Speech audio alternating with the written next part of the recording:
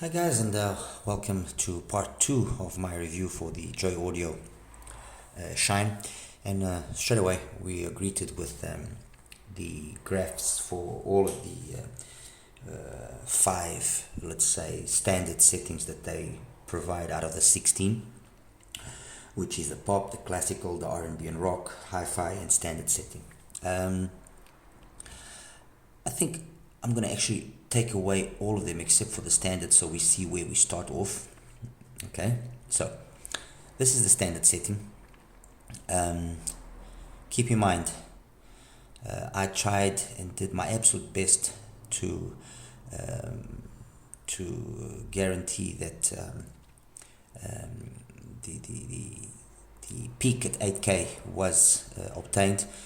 I measured all of this using the 07 tips, and the peak at least is always at 7.5. It's a little bit difficult to try and actually get the tip to go in deep enough, but it's not that little extra, it's not that little difference there that's going to be significant. I'm using a 711 coupler, as you guys know, so this area here, as compared to the standard graph supplied by them, is a little bit different, but then for the most part the rest is very similar. Anyway, the standard setting provides us with a window of operation of about roughly 10 dBs. Everything stays within roughly 10 dBs. Nice sub-bass focused, doesn't really bleed that much into the mids, and then a progressive rise, peaking at just over 2.5 Ks more or less, and then a nice drop with some extension past 10K. This is the standard setting. The first one I'm going to be putting back now is the hi-fi. In this setting, so the last switch is engaged, so it becomes 0001. Bass drops, and there's a little bit difference here in the highs, minimal, but it's this bass drop which confers then the whole higher, the mids, upper mids presence, a different feel, a different sensation. Excuse me. And the sensation that I personally felt was obtained is a sensation where you notice more that BA timbre, which I think contributes to a loss in terms of driver coherence, or the way that the whole thing is matched up. Let me take that one out. Actually, I can leave it on there. I'm now going to put on the R&B and rock setting, which is one of the settings that I used most. And as you can see, it's almost identical to the standard setting. The difference being that it drops this area of the mid bass and low mids, drops it down, cleaning up, let's say, that part of the spectrum. So there's no bleed. I mean, it's basically flat by 300 hertz, as you can see. I mean, even at 200 hertz, it's already flat more almost. But then the rest of it maintains itself very much. I liked very much this setting as well as the stock setting of all switches to 0, and this R&B and rock setting is one where you have 1001 in terms of the switches. Okay, now let me add on the classic. The classic let me just take away this one here and the standard one. The classic goes back to roughly what you find in the hi-fi setting, drop in the bass, and it gives a little bit more extension past 10K, which you do notice it. But again, this extension that it adds onto, or this extra energy that it adds, in my opinion, just makes the treble a little bit more, that extension up top, just instead of cleaning it up and making it really clean, it just, I don't know, it just adds a little bit of splashiness. It's you have to hear it to actually understand what I'm trying to say. And then the final setting is the pop setting, which is this one. The pop setting very much is reminiscent of the R&B and rock, which I'm gonna just put it back on so you guys can see. There we go. Very much reminiscent of that setting, just with added energy around here. Let's say the 3 to 8K area, there's a little bit more energy around, I would say 3 dBs, and as well a little bit more there, and it just drops off slightly, the energy over here. What can I say about it? It's in my opinion, because of the loss that occurs in terms of the cleanliness of the sound over here, it just, I feel just is actually a step backwards. So I don't know.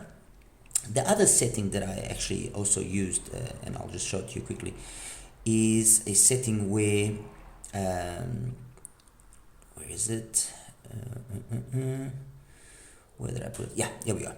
Is this setting. I'm actually going to just put the stock setting again. So the stock setting is this one. This is the standard setting. Sorry, there. And the setting that I also used was one where you have the first switch on and then the rest maintains itself. And this first switch on, yes, you do see there's an increase of energy there, an increase of energy past 10K, but there's also a little bit of an increase past or below 100 hertz. And although this here, does add on to that sense of loss of cleanliness up top, just make things a little bit more splashy, because you also have this added energy here, they kind of cancel each other out. And this was a setting that I also very much enjoyed. In terms of the bleed into the mids, it's basically the same. I mean, from 100 hertz to 5K, it's the same as the standard setting. Okay, so I also used this setting quite a bit. For the sake of the following comparisons that I'm going to do, I'm going to put on the R&B and rock setting, which is the setting that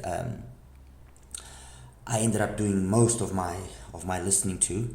So let me just make sure that I'm not making a mistake here. Exactly, that's it. I'm going to remove the other two settings. All right, so this is the setting that I did most of my listening to. Everything is within that same 10 dB, roughly 10 dB window. Yeah, roughly 10 dB, exactly. Yeah. And yeah, let's begin. Let's start. The first one that I'm going to be comparing it with is the TRN ST5 over here.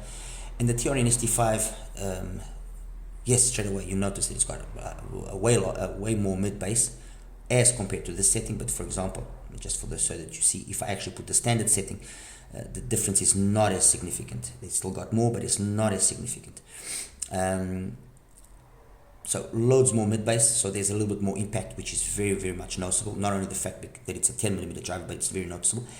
And up here, although graphically, you would say, or you would think that the shine is matching the ST5 in terms of overall cleanliness and everything, it doesn't. Why? Because there's way more energy, which is very noticeable, past 10K in the ST5 as compared to the shine. Is this energy worse or superior?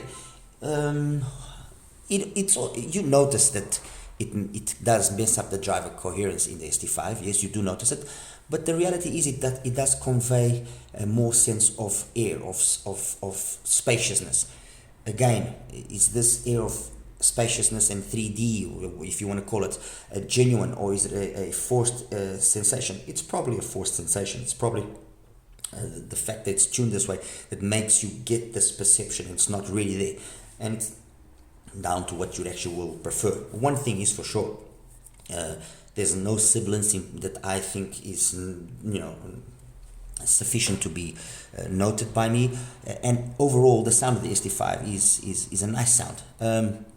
The JOYODIO, as I mentioned in the review, ultimately I guess it will be down to a personal taste which one you will prefer, but they very evenly matched, okay, so that's the ST5. Next one I'm going to be showing you is the Star C, and the Star C is one of the IMs that I said straight away was in a different league completely. There's more openness in the sound, more quality of the bass. The Star C is just superior in every way, so it is what it is. The next one is the GD3C. Again, you do notice a more sense of fullness to the sound, but nevertheless, let me just compare it to the standard one. And even with the standard one, you do see that there's a difference, although not as noticeable as the one before, but you do notice that there's more sense of fullness to the sound. And again, the GD3C is, in my opinion, an IM which is of superior quality in terms of sound to the JOYODIO. That's out. The next one is the HM HM20 from CCA, and the HM20 from CCA well, supposedly uses the same 7mm driver. If I have it aligned at 1 kilohertz, this is well, you can see the graph here, but the difference is not as pronounced as you see here. I would say that in this particular case, an alignment of 500 hertz is more true to what you actually hear. And what do you hear? You hear an IEM which has way more bass than the JOYODIO has in any one of the settings. More bass than the standard setting, even more bass than the setting that I actually used, which boosts the bass. As you can see, they're very similar. If you notice, if you look carefully, let me just take away the other curve. The bass of the JOYODIO with the first switch in the on position, and the HM20 in this particular setting, it's very similar, but the way that then the rest of the spectrum is handled, the HM20 gives a fullness to that bass which you do not get in the JOYODIO. HM20 just makes its 7mm driver seem bigger than what it is. In the case of the JOYODIO, you do feel that it's a smaller driver that you're listening to in terms of the bass. It's not a 10mm, which again actually it's a curious thing, because when you, for example, listen to the Starsea, which is an 8mm driver, you do not feel that it's a smaller driver, and they're basically the same size, and the Starsea sounds like a much bigger DD. Okay, so the HM20 overall personally I prefer it to the sound of the JOYODIO. Again, you do notice that this extension past 10K, this area here is more noticeable, is more alive in the HM20, and really the only, let's say, fault that you could maybe point at the HM20 that some people did point out is that the bass seems a little bit excessive. Perhaps a bass switch that would slightly bring this down would have been a nice addition. Otherwise, the rest, the way things are done, although yes, there is a window of operation which is a little bit bigger than the 10 dBs. It's around 12 dBs from the minimum to the top. Yeah, it's about 12 dBs. It's a little bit, so there's a more abrupt pinna gain than usual. The reality is they actually sound very, very good, very similar, they're really good. Let me take this away, put on, there we go. This is actually the graph of the R&B rock with comparing it with the HM20. So you can see that the pinna gain on both is about the same, almost the same, but you do notice that the HM20 just conveys the mids different feel. Yes, you could argue that it maybe sounds a little bit thin over here in this area, so that male vocals maybe sound a little bit relaxed or a little bit laid back, but in my opinion, I didn't find that. Okay, and finally, the last IM that I compared it with was with the QE ears.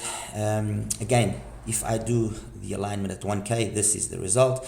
If I do the alignment at if I do the alignment at 500 hertz, which some people prefer, this is what you get. So you get a more similar bass curve and a different alignment to the way that you perceive things. What do I think of the cadenza compared to the JOYODIO? Well, the cadenza straight away, you notice it's got way more bass, bigger driver, way more bass, quality and quantity. And then the way that the mids are presented as well, in my opinion, I prefer it. I like this very nice gradual way which it does, peaking at 3 and then just slow, dropping off smoothly. You do notice way more sense of 3D-ness, and you do feel a sense of air in the cadenza, which the Joy doesn't really convey.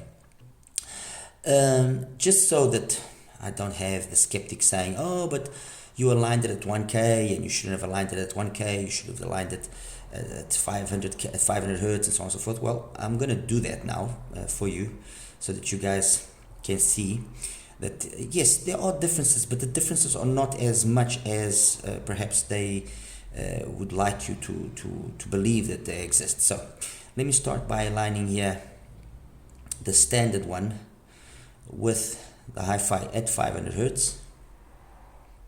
Okay, that's the alignment there. So yes, if I align it this way, you do see a bigger difference. You do see, okay.